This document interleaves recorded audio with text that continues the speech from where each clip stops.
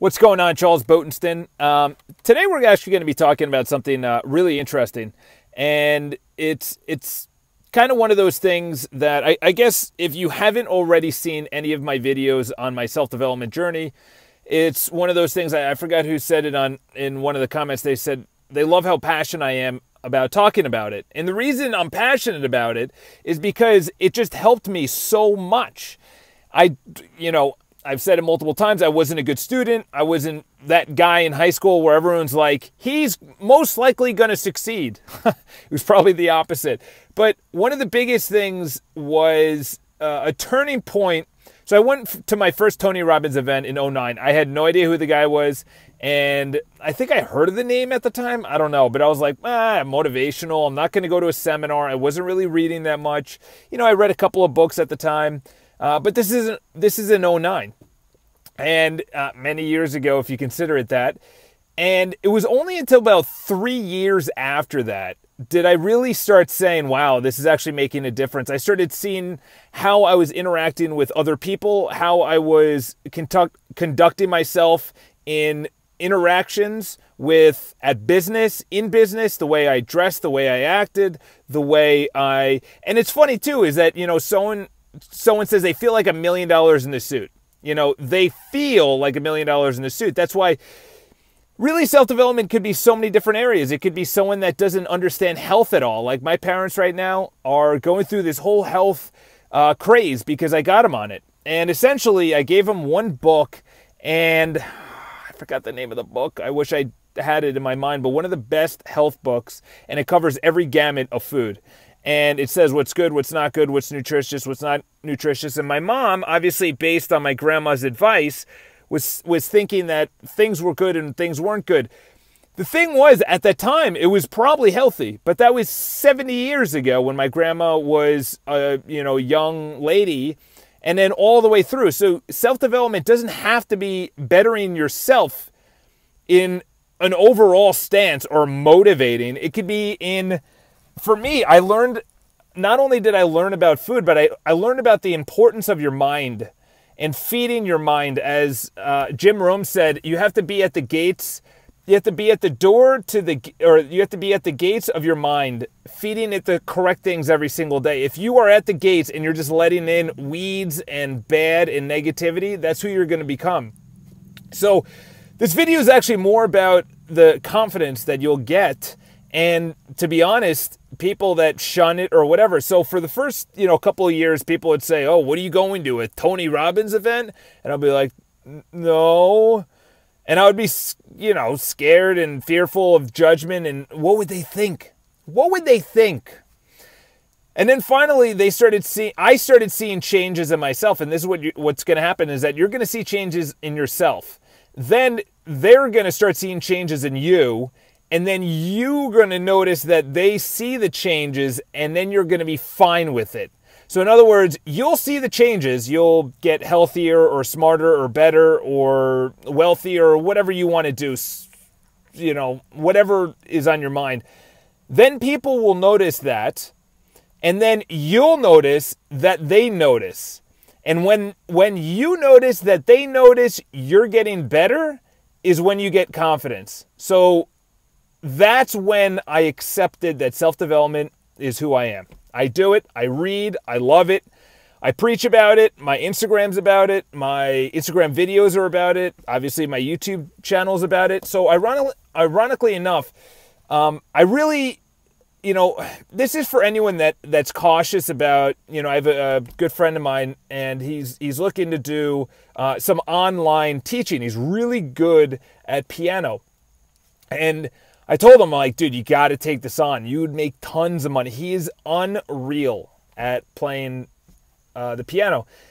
And, I haven't really spoken to him about it, but there's always that initial fear on putting it online of people knowing what you're passionate about. For me, it was self-development and bettering myself, and it's never going to end. It's a journey. As corny and cliche as that sounds, it's a journey. And I had the same thing, putting up these YouTube videos or making videos for my business. I was fearful. What are people going to think? Is it good? Is it good enough? Are they going to like it? Are they going to accept it? And you know what's really funny? last week, I went in and I was talking with an owner, and he Googled me. That's the first thing. By the way, whatever you put online, people, I'm probably older than you. I'm 31. People are going to, they're going to look it up online. So good thing, I'll just tell you right now, good thing the internet was not really around when I was younger, because we weren't the ideal kids. We do have pictures. They're somewhere on Web Shots, and I don't know my login or my password or anything. So it's somewhere up there. Now that I said that, someone's got to look for it. Fantastic, Charles.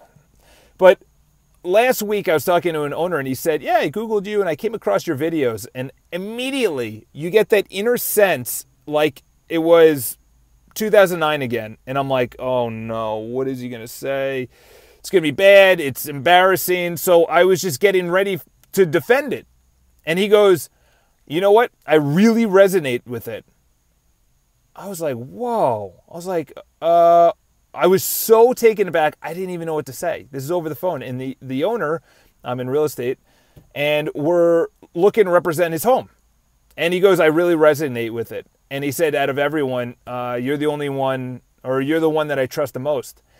And it really hit me hard. Like, that is going to be the initial tipping point where two things happen. Number one is, those are the types of clients I'm going to go after. Those are the types of clients that I've always jived with. It's obviously your friends. You are the 5 people you spend your time with. Obviously, that's well known. But funny enough is that the clients that even do business with you, I don't really have many analytical clients. In other words, I got to make this amount. This is what it is per month. This is my mortgage, and here's my monthlies, and I want to return this amount, and da-da-da, and they have a spreadsheet of all the numbers. All my clients, they're either salespeople, they're socialites, they're positive, they're energetic, they're enthusiastic. They are just people that I just love spending time with. And it's so funny because I didn't notice that until he said that. He said, yeah, I really jive with it. And I was like, wow. I was like, he's not the only one. So really what I'm saying in the video is embrace the weird, as Seth Godin says. If you don't know about Seth Godin, look him up. He is one of the best non-traditional guys that he's one of the guys that just says, embrace your quirks, embrace your embarrassments, your mistakes, embrace them, fail often, fail a lot. And from there, that's the only way you actually learn how to succeed. You know, I know it sounds cliche and nobody wants to do that, but funny enough, out of literally this year has to be the biggest turning point in my career, my life, everything. It has to be, by far. Because I had a really big downturn, financially, relationships, business, everything. And I learned so much. I learned who I want to hang out with, what I want to do, and to not be ashamed of it. And you shouldn't be either. You know what's crazy is that I'm getting way more vulnerable on these videos because there's this sense of, maybe appreciation, but like a sense of kindredship between you and I. And it's like, yeah, you just feel safe, I guess. But it's also safe in the fact that even if someone wrote a nasty comment on one of the videos, and I just deleted it. And I was like, I don't want that. And it's like, whenever something happens to an organization, it's usually because the leader has dictated some kind of mentality, or like something was accepted like unethically in the organization, and like, oh yeah, no, that's what the boss does. And it's the same thing with me, is that you guys run the channel. You tell me what to talk about and what not to talk about, but I also run, the way, the comments and the people. And ironically enough, that's like your friends. And that's like when you put yourself out there, this is the biggest metaphor, is that you put yourself out there by putting up a video, starting your own business, being more vulnerable on Instagram, being more vulnerable first in an interaction. You know how many times I make fun of myself in the interaction, and that totally lightens the mood? And that's the biggest thing for you, is that your vulnerable moment could be in anything. Could be in school, a relationship, in your job, to a stranger in an elevator who turns out to be a good friend, which has happened so many times where I'm like, I would run into them later on and they're like, how'd you meet? We're like, I think like randomly at like a party or at a, it was never, I was going to say networking event. I don't even go to a networking event. I feel like every event is a networking event. So anyway, in conclusion with the video is that embrace your weird, embrace the chaos that your mind says you like. Because, and I'm just going to leave you with this, is that now that my client, this one client has accepted what I do and what I post and everything else, now I feel it's just fine for everyone to know. You had that one validation, and now it's like, awesome, let's roll. So have an awesome day. Leave in the comments below. Subscribe to the channel, the vinyl record. Subscribe to the channel. I'll talk to you guys soon.